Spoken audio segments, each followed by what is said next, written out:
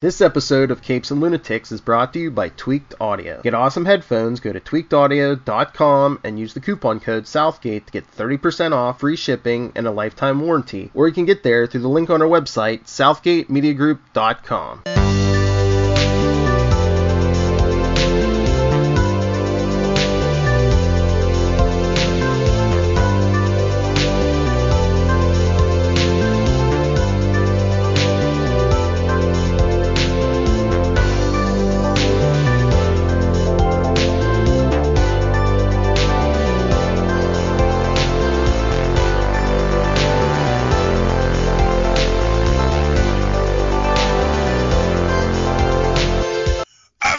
Me hearties, and welcome once again to Full Stream Ahead. I'm your captain, Charlie the Professor Esser, and with me, as always, is me first mate, me skinny rich friend. It's Mozz. Mozz, so glad to have you aboard. Once again, we are here to discuss Agent Carter, Season 1, Episode 2, Bridge and Tunnel. Howard Stark's deadliest weapon has fallen into enemy hands, and only Agent Carter can recover it. But can she do so before her undercover mission is discovered by SSR Chief Dooley and Agent Thompson? Hey, you know who directed this one? Who? A guy by the name of Joe Russo. Oh. You might have heard of him. He has a bit of a career ahead of him right now. So yeah, glad to have you here, Joe. Hope you did well, because I think this might even predate Winter Soldier, so this might have even been his test. I don't know, man. That's pretty awesome. Stan Lee and Jack Kirby, of course, get our Marvel created by credits, or based on Marvel Comics by credits. Christopher Marcus and Stephen McFeely, remember that name, get our created by credits this week.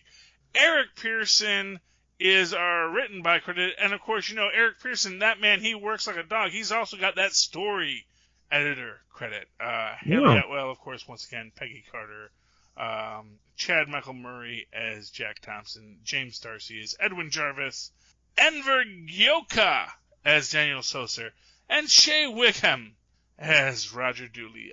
Lindsay Fonesca is our Angie Martinelli. Is she really Maria Stark? We don't know yet. So, welcome to the show, Mozz. What'd you think? I really enjoyed this episode. Although, I kind of had a little bit of a problem with the ending. Mm-hmm. For the amount of explosives that were in the implosives, which I thought was cool. It didn't seem like if one of those is gonna blow up how many blocks, avenues, and then, 80 of them just, I don't know, it seemed a little ridiculous. No? Well, here's what I'll say. We see, so if you're watching, when you get to the end of it, you see that there's still, some charged stuff off in the distance. There's, still some weird glowy things. I think, basically, a lot of fish died. Right, and the lake imploded into itself. Exactly. Now, of course, it's a liquid, so it's not going to stay that way. So, I don't think that was the lake. That was the freaking Atlantic Ocean.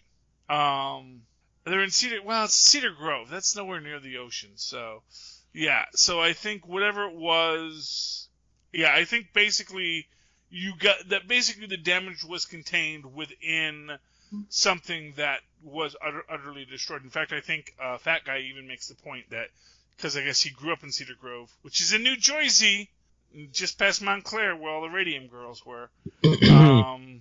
He makes the point that he used to go skinny dipping there, and they make the point that that's. And the other Jersey reference we get, of course, is how dangerous Hoboken is. Well, Hoboken, yeah. Well, not dangerous, just it's not a place you want to leave your car with the keys in it. So, in this episode, so a couple of things that are interesting in this. We have, of course, we really get to see our villainous bad guys who have all had their larynx removed.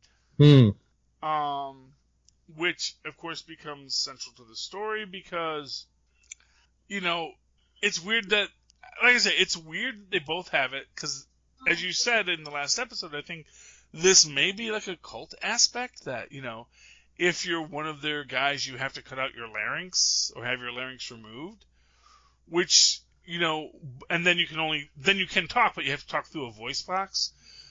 which, and I'm guessing that's maybe to make it so that, people can't talk if they're ever captured. It just seems weird to me. Because first off, they can talk if you've given them the voice box, as we see in this episode. Right. Although that was a guy who had already betrayed whatever group they were in, who had already become disillusioned. But I think that's maybe the point of it, is like, the idea that Leviathan, which we get a lot in this is our big bad, is Leviathan. And I can't remember what Leviathan, because as I recall, there is a dual story with Leviathan, where Leviathan is kind of supposed to be something Hydra evolved to under Soviet rule. Oh, so isn't Leviathan just a big sea creature? Well, a Leviathan is actually, interestingly enough, the actual term Leviathan in the Bible is thought to refer to either elephants, or if you're like a real hardcore creationist, you say that that's a brontosaurus. Okay. Because the thing is that the Leviathan is the largest creature, and yet only eats plants. Oh, so, but it wasn't a sea creature? That's what made me think, because if Hydra is reinventing itself, they don't want to call themselves Hydra, so that might be their code name. Mm-hmm. Like a previous permutation of a Hydra or something. I mean, as far as like the actual Greek or Latin roots of the word Leviathan, I don't know. I just know that where it is used in Western text, like the oldest Western text that gets translated with the word Leviathan, I believe, is the Bible. And I could be completely wrong there. If you are a scholar of these words, please write in, because we do love to have that fan interaction. But the Leviathan, as mentioned in the Bible, is often used to represent either, as I said, either elephants, which are the largest animal that also only eats plants. That basically meaning that just because you are gigantic and powerful doesn't mean that you're destructive. Although you can be destructive if you so want to, but don't assume that don't assume that power means, necessarily that you're going to crush people, because that is not your goal. That is not your intent. And that even the most powerful things can be gentle. And that actually sometimes things that are violent are much smaller and actually can be crushed by the thing that is gentle. So, as an interesting thing, now of course, as stories go, Leviathan gets taken out of that context. Right. And I think that the term Leviathan got used by H.P. Lovecraft to reference his ancient ones, his old ones, a lot. And so I think in that sense... And they were tentacled creatures, weren't they? Exactly. So I think that is where the association with the water comes from. Interesting. And things of that nature. So I think, as an interesting aspect of language, things that sound ancient can actually be very recent. So, and now don't quote me on any of this, or you can quote me just to show what an idiot I am. But in general, I don't know if anything I ever say on any podcast is actually true. It's just what I'm saying. That's a thing I said once. Yes. and that's your drop, Phil. But, so we have our Leviathans, we have the hunt for these little glowy MacGuffins. If we have 50 glowy MacGuffins that can each destroy a city block, right? Definitely without a nuclear, look like which is actually like what I love about that's the thing about it. It's like, it's an atom bomb, but also not an atom bomb, because it's like completely not something that could like poison the land for 1,000 years. It's not. It's going to do all the destruction, but none of the detrimental aspects, as far as we know. Right. Although, it does the destruction and the cleanup in one fell swoop. Yes. Although arguably you just bombarded everything with Vita rays, so who knows what's going to mutate from that. Oh boy. Those things make Captain's America, so... Yeah, I guess. Are there a lot of mutants that come out of New Jersey? This might be why. We know of one, Toxic Avenger, so... it's an interesting possibility there. We'll have to see that come back. For some reason, I want to think that the Leviathan storyline is meant to tie into the Inhumans storyline. Like the original Inhumans storyline, not the Inhumans movie storyline that was too good to tie into the actual Agents of S.H.I.E.L.D. Inhumans storyline, which was actually quite good, that came before it, Yeah, it's just an interesting thing. But yeah, because I believe that Sky's mother, who is the Inhuman, was dissected by the Nazi Whitehall. I believe he actually winds up as the head of Leviathan at some point. So if I recall correctly, I think that's what the story was. I could be completely wrong on that again. Like I said, just because I say it doesn't mean it's true. But so in the story we have Peggy trying to track this stuff down. Of course, she lost her apartment because her roommate got murdered, which is not a fun way to lose your apartment. And we have this neat little thing because, of course, Angie, who I still say is Tony Stark's mother, and until I get confirmation that Angie is not Tony Stark's mother, that is my statement. It is an open question. Her name is either Maria Angela or Angela Maria, whatever it goes, or Angela is her stage name because she's an actress, as we know. Right. Which also makes me think it would be the perfect person to pull to be a Plant, someone who has acting experience. Mm-hmm. Or at least a really good backstory for... Yeah. Yeah, I mean, I'm not going to... And again, I'm not going to say you're right, but I'm not going to say you're wrong. You're killing me, Mozz. You're killing me. Okay. No, there's such a great character that we're going to be getting in this show, who we may or may not have already met, who really is so much a part of the MCU history that is being written and will eventually come out later.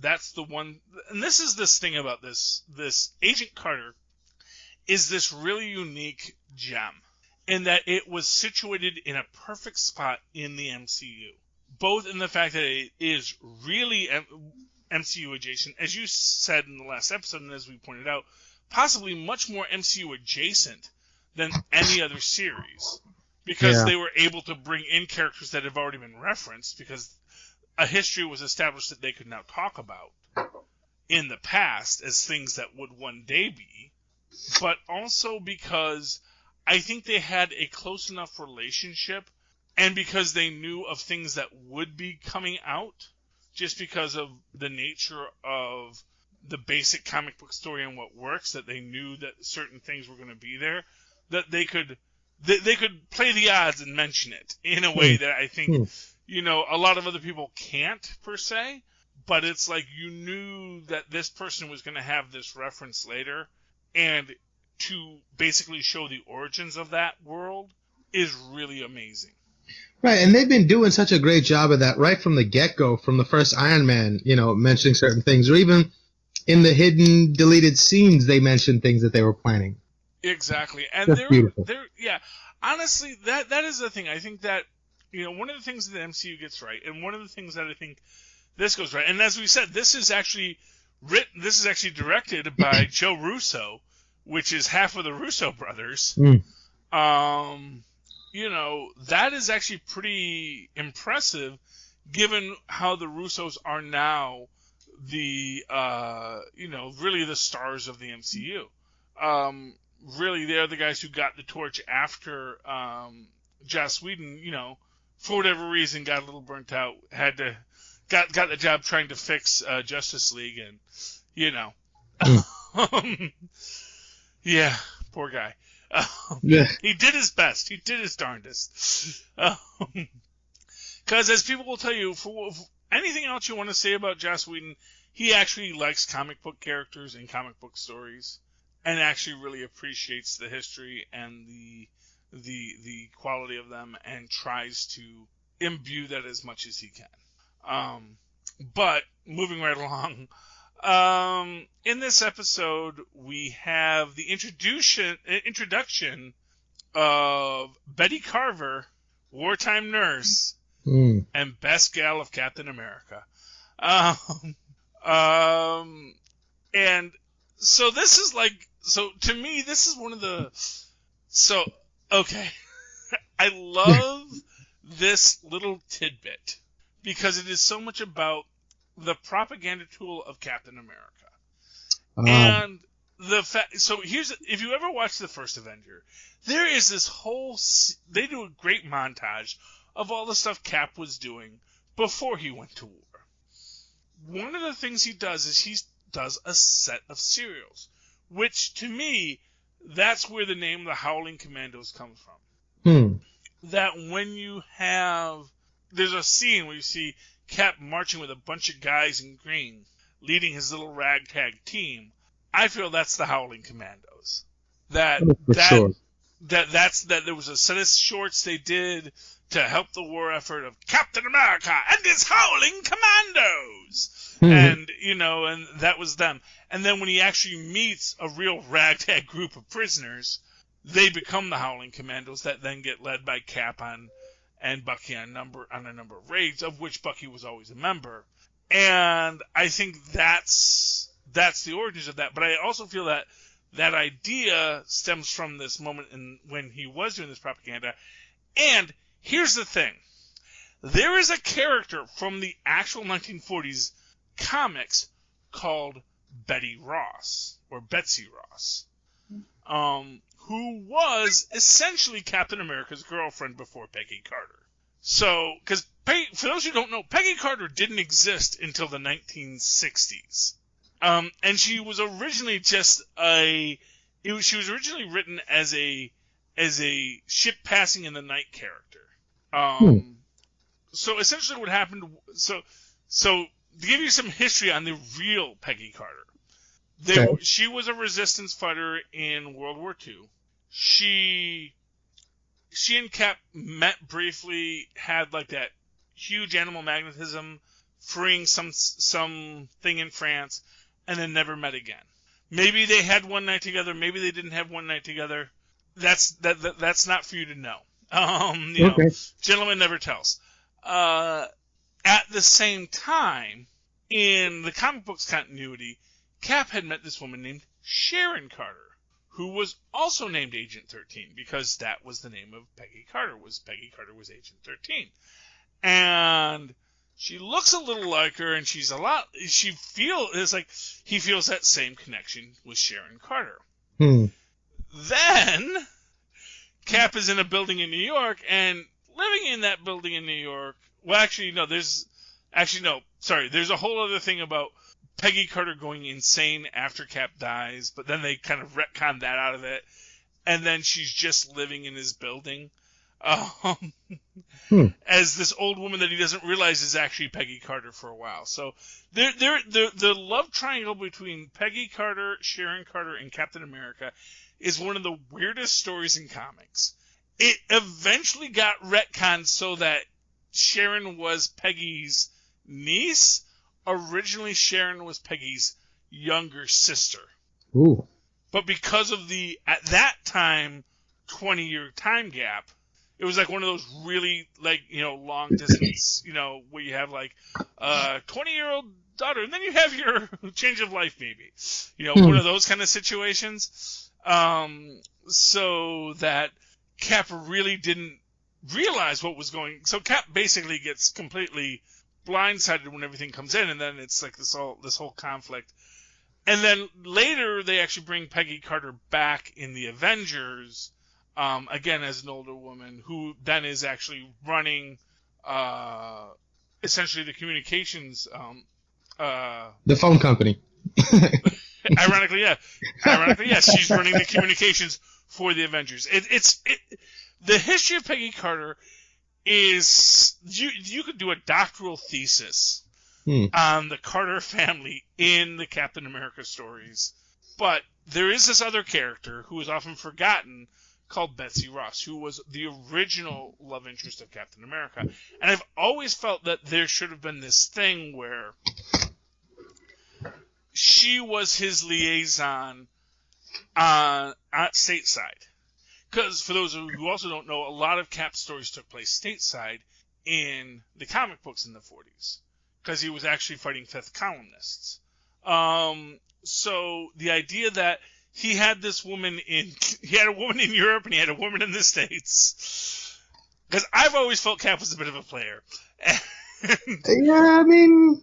That Betsy Ross was like his get, but I've always thought they could have like worked that into the story with this idea that there was this woman in the States that he had a relationship with, maybe not as deep as Peggy's, but he had this real strong relationship with, and who he, basically that he went on like side adventures on his own while he was stuck in the States fighting those fifth columnists that we see in the comics, even though he was actually supposed to just be running around being a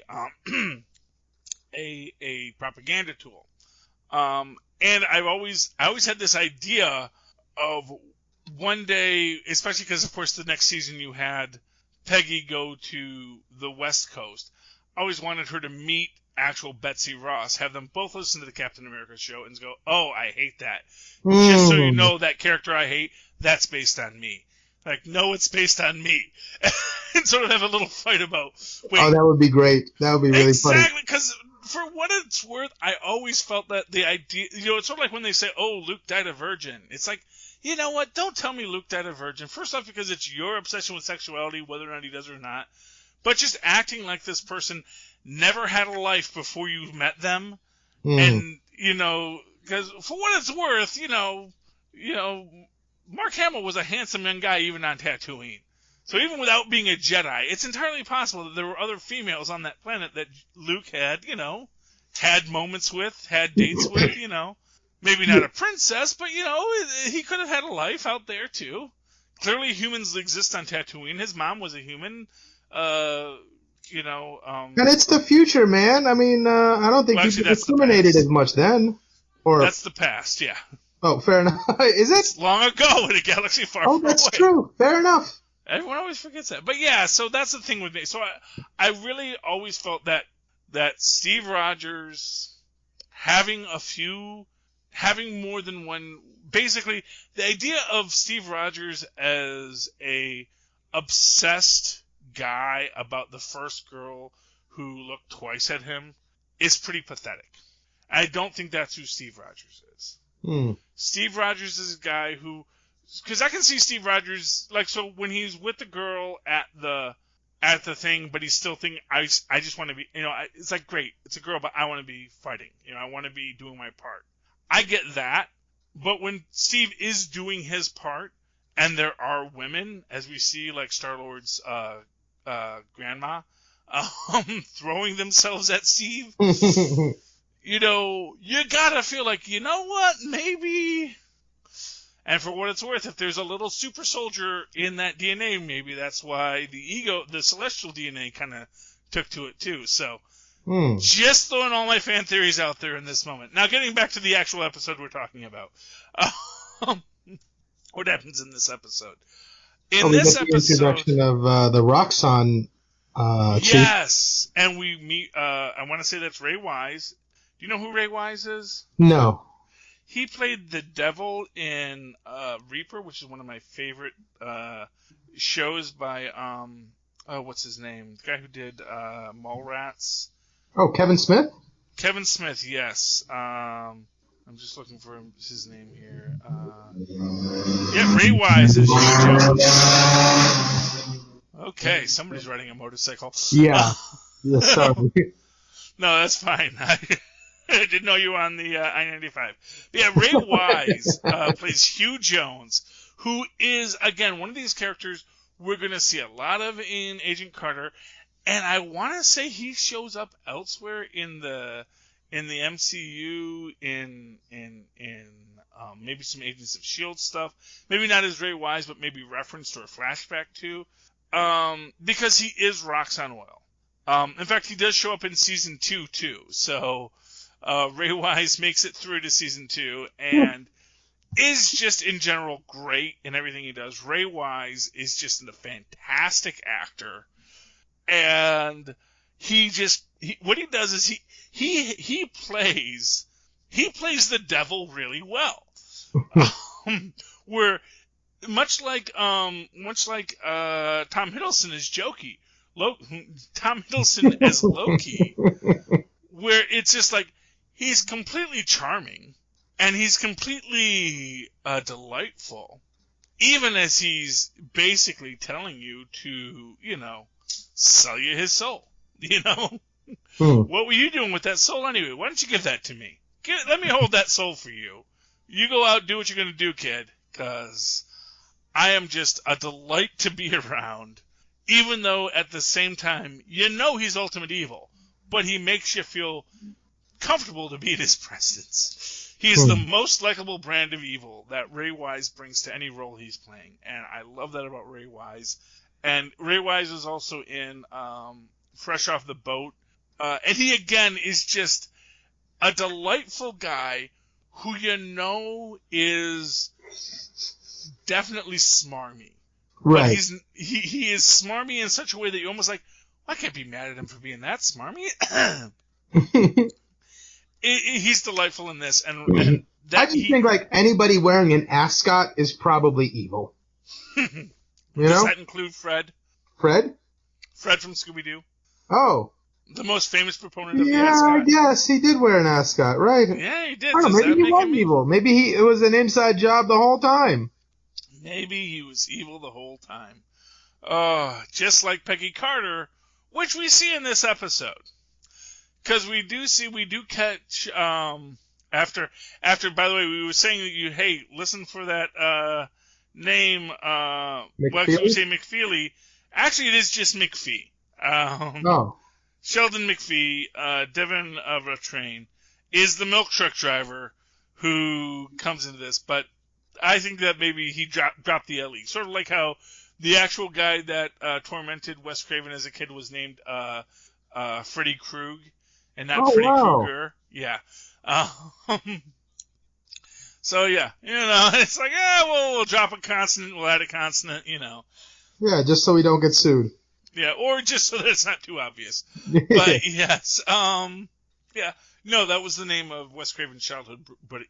Well, actually, he said his childhood. Well, he said it was Fred Krug, and that's where he came up with the name with Freddy Krueger. I believe he said it was Fred Krug. I know he's definitely said it was Krug, because in Last House on the Left, the villain is actually named Krug. So, fun facts about Wes Craven. That's what you come here for, right, people? But, so they track down that a milk truck driver is the guy who has the bombs, but he's kind of a patsy. We get a great new scene with the Captain America radio show, because everyone's listened to it, most popular show in America, And as she's doing the fight scene with McPhee, which of course he is completely outmatched, and you have it playing in the background. I thought that was a really nice way to cut that. And this again goes to that Joe Russo style of story and editing, where you are going to get that real, what I think is that real MCU vibe, where, there's this slightly ludicrous element to it, but it ties in perfectly to the reality of the scene we're doing. And as she beats the heck out of McPhee, and cuffs him to the chair, then she captures, what was his name? Bertrand, was it? Or Leet Brannis. Right. Van Ert is actually back at the Roxxon plant. Right. Now that's got to be an anagram for something, obviously, right? Miles Van Ert. I actually just think it was meant to show that he was maybe European. Leet Banis? Oh, Leet Banis. Oh, fair enough. Leet Banis is the guy she captures. I thought we were talking about Van Ert, who was the scientist who gave Leet Banis the materials. Although, funny thing about formulas, I mean, suggests that really Roxxon still has the formula, but unless it was actually kept in the vault at the Roxxon plant, and so got imploded. So, but he's the one who's selling Leet Banis the stuff. She captures Leet Banis. Leet Banis basically, he's willing to testify, but he needs his protection. Within that, of course, we get the problem that the other bad guy, I don't think he ever gets a name, does he? The guy in the green suit, as we say. He says, no, I don't think he ever got a name. He was just another nameless, voiceless member goon, I guess. Yeah. And it almost seemed like he had something supernatural going on, too. I guess it wasn't such a giant fall he took in the first episode, but he got up and out of there pretty quickly. And the only thing that seemed injured about him was his burnt hand. Yeah, well, he's got that. Well, and what I'll say is, for that crew, it's entirely possible they do have a little extra something. Right. And for what it's worth, here's what I'm going to say. It's not impossible that Peggy got a little something somewhere. Because she is, she's part of Operation Rebirth. There is going to be some attempts to recreate it. We know that at Palo Gordo is where all of the remaining samples of the super soldier serum were sent. And in the comics, at least, there were other attempts that basically, as is real science, as we've said with science, one of the reasons Stark keeps his bad babies in the basement is because he needs to keep them just in case someone else figures it out too. Because anything that one scientist can create, another scientist can eventually create too. It's not lost forever just because it's lost, because it's based on the physics of the universe. So once you create one super soldier, being able to create another super soldier is not impossible. Right, and it's really literally right around the corner, as we saw in Luke Cage. No, the Boys. Oh, well, yeah. Well, that's a different comic book company, but yeah, the same idea. Yeah. And although in that case, again, it's actually that in the Boys, what we saw was actually Veidt actually kept a close rein on it, and one imagines that Veidt was probably doing something more similar to De Beers, where anyone who wanted to work on superheroism basically got hired by them. And that's sort of how you keep superheroes under wraps, is you just make sure that everybody who works with superheroes, that's basically that's how diamonds got to be a rare stone. Yeah, and because anyone who mines diamonds, De Beers would just say, tell you what, give me $1 million, I'll give you $1 million. And, so they probably bought a lot of empty coal mines that maybe had one diamond in them, but because nobody else was mining diamonds, they basically paid people to just not mine diamonds, and that was their whole shtick. And I get the feeling that in The Boys, that's what Veidt does, is they pay people not to figure out how to make superheroes. Right, but even then, sort of, you can't count on you being able to suppress it. And again, it leads me back to Dr. Ian Malcolm from Jurassic Park, where he says life finds a way. Yeah, well, yeah. I mean, and science finds a way. Right. There's that energy, that impetus for some knowledge to be out. And at some point, there will be a mechanism by which somebody's greed or something is ignited, some sort of emotion that makes them go against the grain. That energy, that information needs to get out. It's like it has a life of its own. Exactly. And, that is essentially what we're experiencing here, And right to your point, saying once you've done it, it's almost impossible to not have it spread, no matter what you do. Mm-hmm. Well, exactly, and that is the crux of the biscuit, is that we are going to get more super soldiers, and we do see in the Marvel Universe that, super soldiers are coming. We saw in the Hulk that, just because, we saw the Reinhardt experiments, which had a bunch of super soldier serum, enough to make an abomination, which implies, fun fact, there probably was a 50s Captain America. That there was another person who put on the suit after the fact. However they worked it, all these things probably occurred. And whether or not we're ever going to see a William Burnside in, Falcon and Winter Soldier, somewhere else, all those things are possibilities. But we saw that, yes, they established that, from General Ross's point of view. And fun fact about General Ross, remember that Betsy Ross I was mentioning before? Yep. That's his aunt. Yeah. Yes, that was a retcon, but basically in the comic story, Betsy Ross, after Steve Rogers goes missing, she hooks up with Jeff Mace, who is the third Captain America. Basically,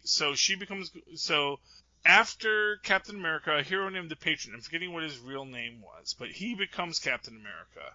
Then shortly thereafter, he dies, and Jeff Mace, who was a character by the name of the Spirit of 76, and I could be getting these two guys confused, puts on the costume, he becomes Captain America, and also gets like a whole thing where like the Invaders don't, because they said, you weren't chosen for the role. You just put on the costume because you came in, you saw Captain America was dead, and you said, Captain America can't die, and you put on the costume and started fighting in his name.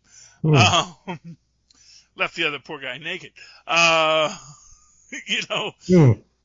is the interesting story there. Anyway, in that story, Betsy Ross, who is the handler for Captain America in those stories, basically winds up falling in love with Jeff Mace as well. They go off. He becomes a newspaper publisher. They have a life, and their little nephew, Tad Ross, keeps on coming over because, they're watching him for her sister, or her, actually, I guess her brother's kid. Tad Ross, they'd watch him because, if you're a childless couple, you watch your brother and sister's kids because, you're lucky enough to not have kids and still get to go out to eat on occasion. So, but yeah, so that's how the entire story of Captain America ties into the larger thing. And with General Ross coming back in Black Widow, I'm still hoping for my Betsy Ross storyline here. I'm still hoping for something. And here's what I'm going to say. It can be just something that is mentioned that annoys people. Like when Bucky said that he killed Hitler. And lots of people got mad about that. Because they said, how can Bucky say he killed Hitler? Everyone knows the Human Torch killed Hitler. Completely forgetting that in Marvel Comics, lots of people have killed Hitler. Because Hitler comes back in the 60s in South America, leading a little country as the hate monger, and he gets shot by some guy off screen. So, no, I just thought that was like a reference to the fact there were many worlds and probably many Hitlers. No, there's like just one Hitler. He keeps on coming back in the MCU. Oh wow! Hitler's an actual supervillain in the Marvel Comics universe. They haven't established that in the MCU because you can't do a lot with Hitler in international fare. Yeah, well, it's one of those weird things, but it's like nobody likes Hitler, and some people so much don't like Hitler they don't even want to speak his name. He's like that guy during what's that one with where they eat all the candy in Jewish tradition? Sukkot, I think. By the way, it celebrates the Book of Ruth. No, not Ruth. Esther, the Book of Esther. I always get Ruth and Esther mixed up. They're filed next to each other in a song that I got taught to learn the books of the Bible as a kid. But anyway, but yeah, and anytime they want to say the evil king's name, which I remembered, but I'm not going to say it now in deference. Every time you say it, you make a lot of noise with a noisemaker. Okay. So that you drowned out his name. Huh. And that's essentially what the Germans have done. is you can't reference Nazi materials. Not because they don't want to acknowledge the history of Nazis. It's just that they say, no, we don't honor Nazis in any way, even as villains. They should be blotted from history. We will remember the tragedy they caused, but you do not get to put like a swastika to sell something. Even if you're setting that swastika on fire, you don't get to do that. Right. That's against their rules, because you know what? Because somebody's going to see that burning swastika and say, yeah, man, that's cool.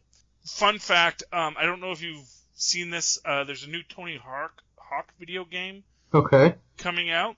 Yeah. And Police Truck by the Dead Kennedys, and not the Agent Orange version, because Agent Orange did a great cover of it too, but it's definitely the Dead Kennedys version, is like the song they play in the commercial, and of course then they cut the audio when they say one of the more controversial lines, and I come into this thinking, okay, first off, how is Police Truck being used to sell a video game? And I get the idea that, first off, Police Truck has an amazing riff. If you know Dead Kennedys Police Truck, that is a song. It's a song about essentially police corruption and brutality. And then they censor out the part of the song about the police corruption and brutality. So that all you get is the riff, and then sort of this idea of, cops rolling down the street being BAs. And completely miss the point of the song. And it's like, what in God's green earth are you trying to sell me here? I think that's, at least with Tony Hawk, I think the Dead Kennedys and that whole kind of music was a big part of the game. So in just reaching back for that nostalgia, they wanted to give people that same sentiment and feeling from back then.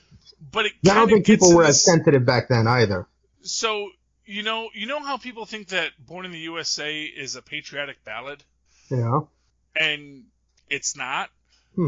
Because the Dead Kennedys, in their parodies of fascistic ideals, made really great riffs about how evil fascists were, but also told it from a fascist perspective of like, yeah, I'm a fascist, and ain't I awesome?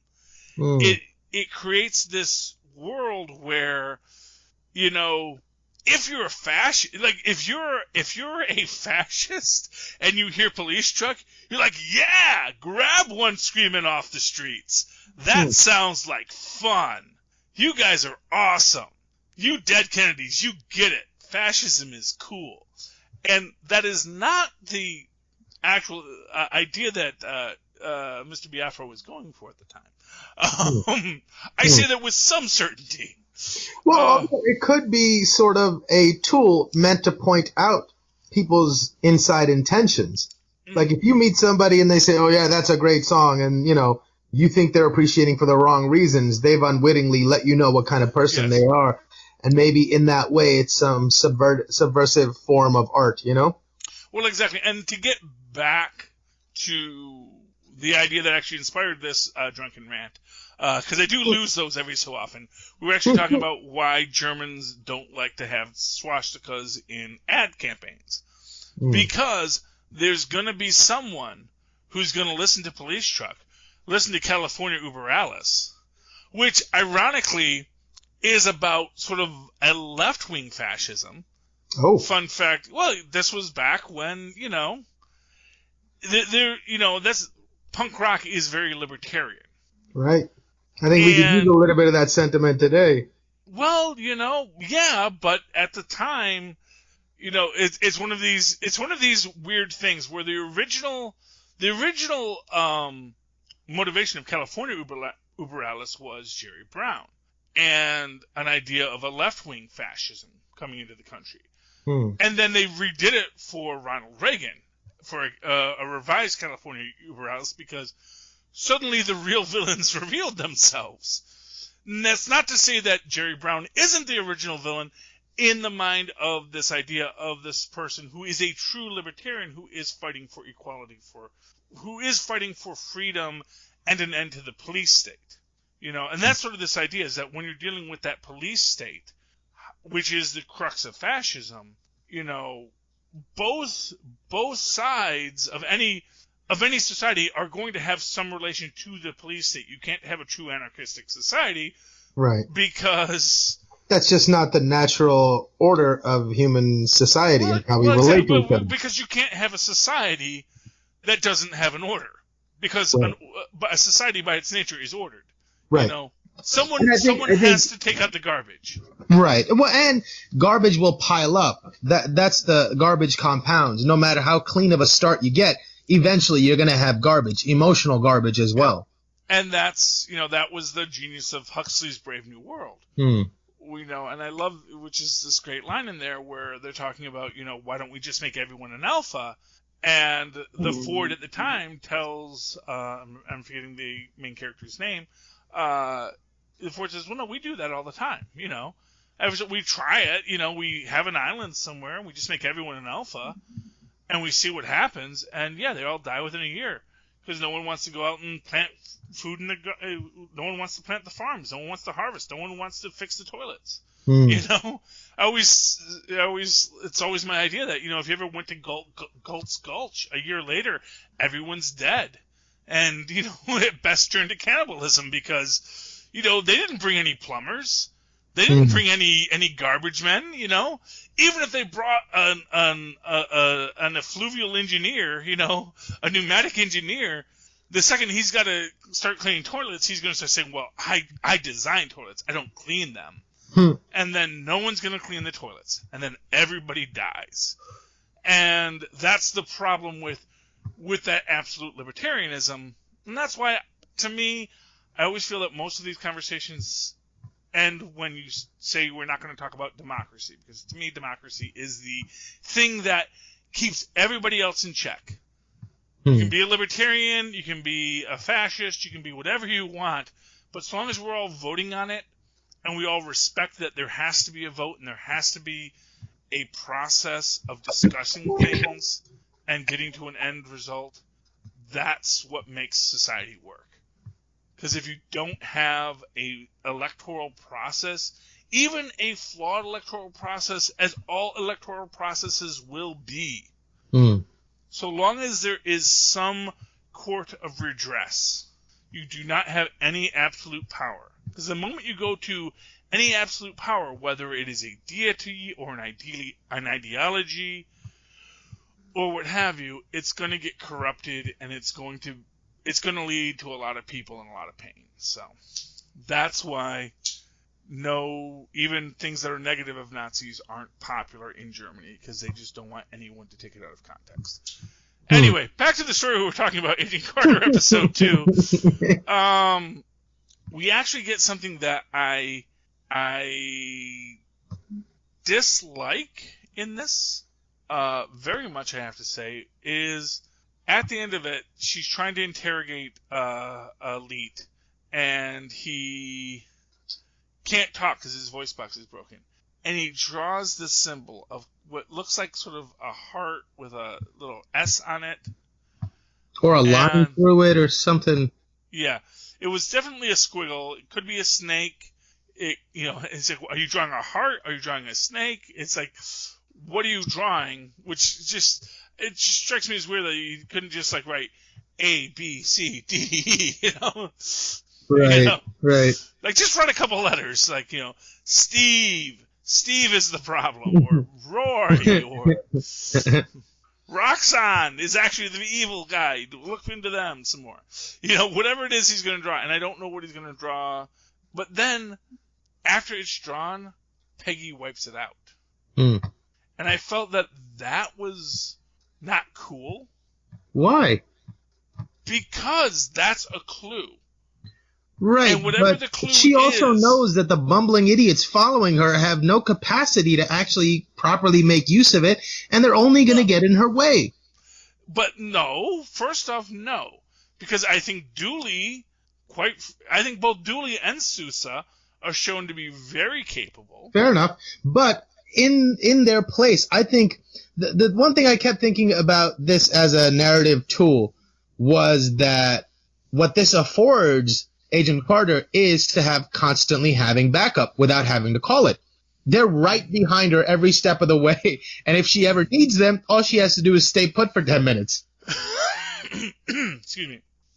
Although along those lines, the only reason they get that was because they do beat the heck out of Van Hurt, of which, again, Peggy's more than happy to turn a blind eye to.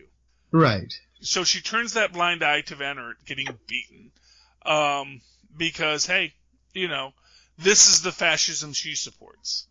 It's fascism, but it's the good fascism, which, is kind of the problem that we just were discussing. My fascism is better than your fascism.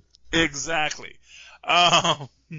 So in this moment, as we're beating the heck out of Van Hurt, she goes and does this. But the thing is that, yes, they're behind her because they're doing these things. If she wants them to still be behind her, maybe she should leave the clue. Because if nothing else, someone else might see something in the clue that she's going to miss. And so it really is. So in this story, Peggy has two big marks against her. She says nothing about the interrogation, where they beat the guy so bad he actually bites through the stick when they're doing the carrot and the stick. And then, of course, Thompson comes in with the stick and says, no, you just want to bite down on the stick.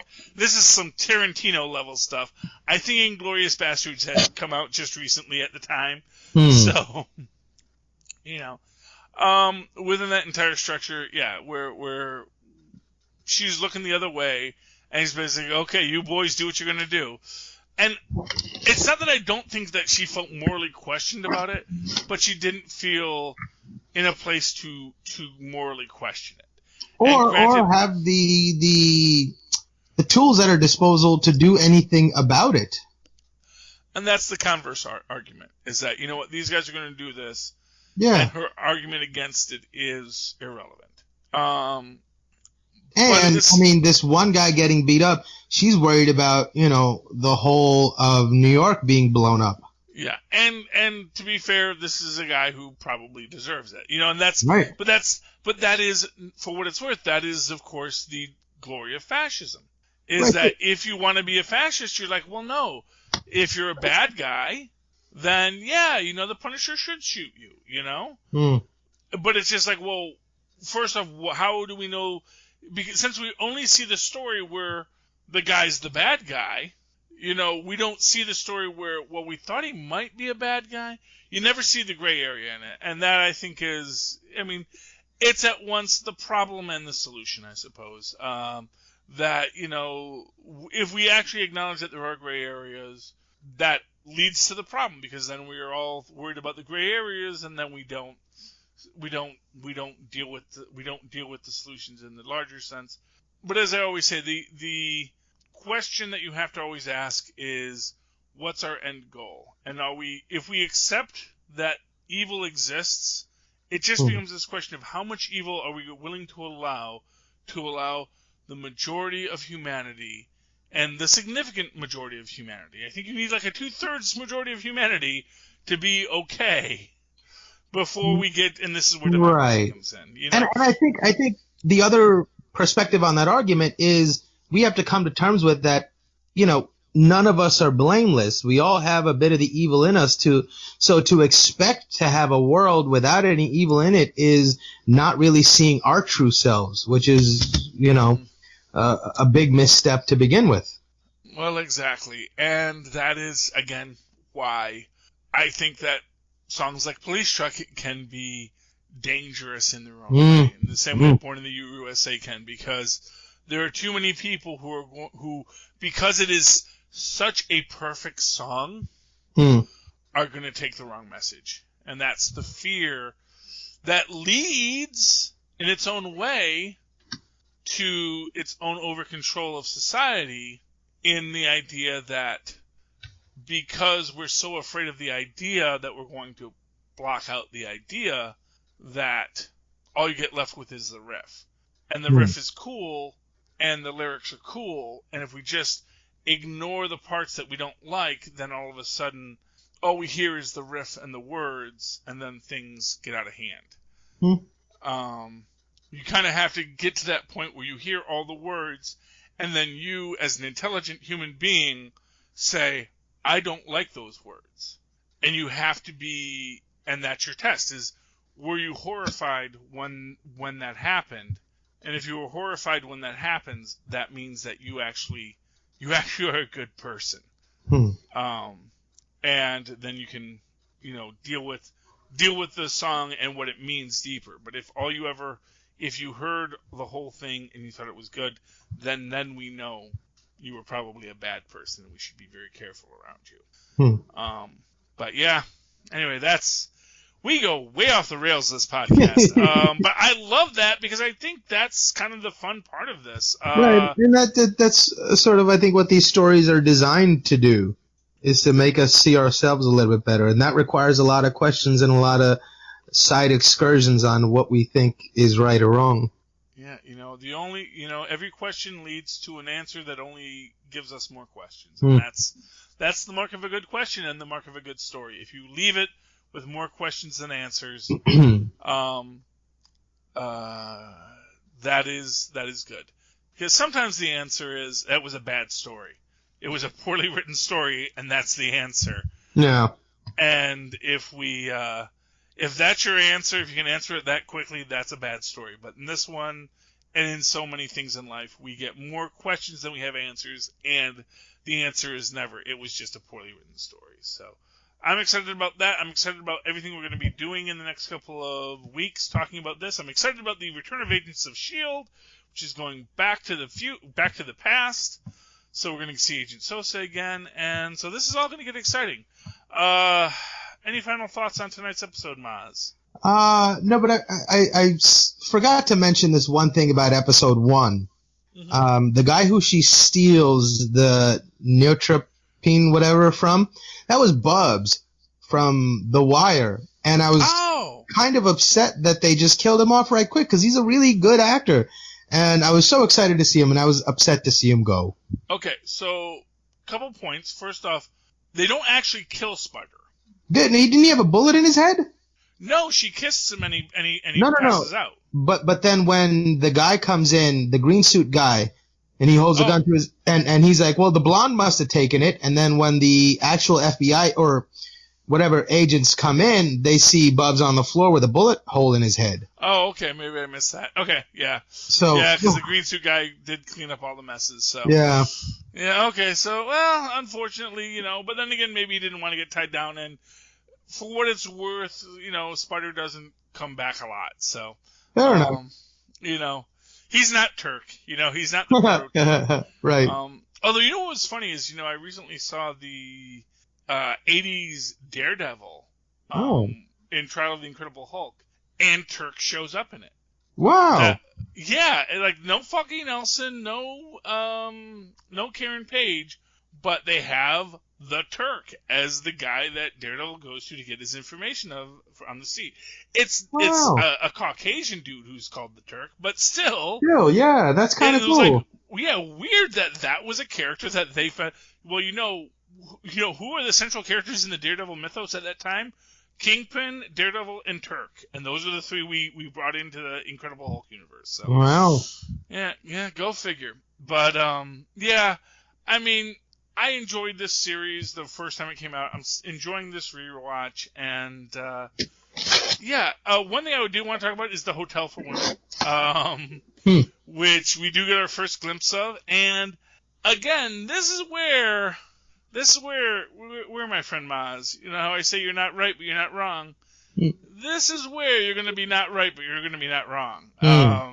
Where somehow along all the storylines, someone knew to keep tabs on Ms. Carter here, and it's all going to come out in the hotel. So watch for that in coming episodes, kids. I hope I've tantalized you. In the meantime, Mozz, if people would like to tell you how tantalized they are, how can they find you? Oh, they can email me at mozzmanzoor@gmail.com or find me on Facebook under Mozz Manzoor. That's MOZZMANZOOR. And, of course, if you'd like to write to me in that old-fashioned email way, where Mozz and Paz once did, do so at superconnectivityblog@gmail.com. That's superconnectivityblog, all one word, at gmail.com. And, of course, follow me on the Twitter as I live tweet Agents of S.H.I.E.L.D. coming back May 27th. It's going to be awesome. Sosa's going to be there, so you know you got to come back for that. At Charlie Esser, that's CHARLIE. Yes, SCR. Look for the 2 E's in the middle. For quality. Ding! Thank you, Mozz. All right, me hearties. You have managed to endure our very long voyage this week on our lovely good ship, Agent Carter. As you disembark, go about your life, but be sure to come back again as we go full stream ahead. Arrgh.